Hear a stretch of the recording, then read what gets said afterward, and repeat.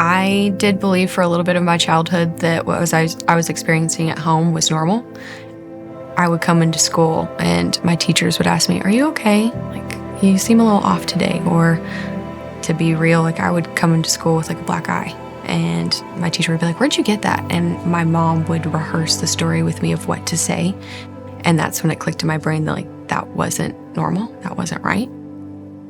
As I got older and the abuse got worse and worse, I was able to tell my mom like straight to her face, like, this is not right. What's happening is not okay. Regardless if you have both parents or not, they're supposed to protect you from the scary things at night. They're not supposed to be the scary things at night.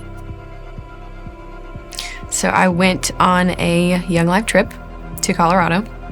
I had been attending Young Life for about 2 years. I got to go on this trip, and that was the moment where I heard the Holy Spirit loud and clear in my head of we're sitting in a little disciple group. I surrendered my life to the Lord, and he was like, "Tell them."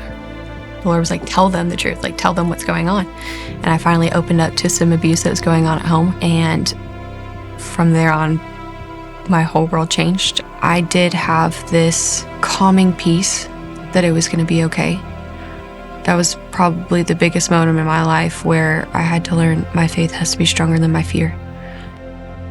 I went to the trip being in my dad's custody. I left the trip in state's custody.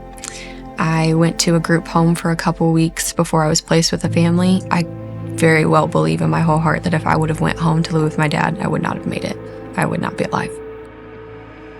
When I first went into foster care, I did have a temporary family.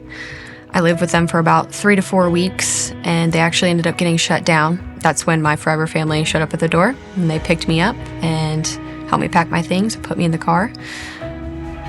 One of the reasons, if not the main reason, of why they are my foster parents forever is because when I went to that Young Life camp, my aunt, which is my foster mom's sister, was a Young Life leader. So she, I'm guessing, called up my mom one day and was like, "Hey, there's this wonderful girl. She's about to get ripped out of a home. She just went in 3 weeks ago. Like, what are we going to do?" And my foster mom just talks about how she felt so called by the Lord to let me in her home. Like, this is what the Lord is calling me to do. And if it weren't for my mom listening to that call, I wouldn't be with them. I feel like my relationship with the Lord would be a lot different.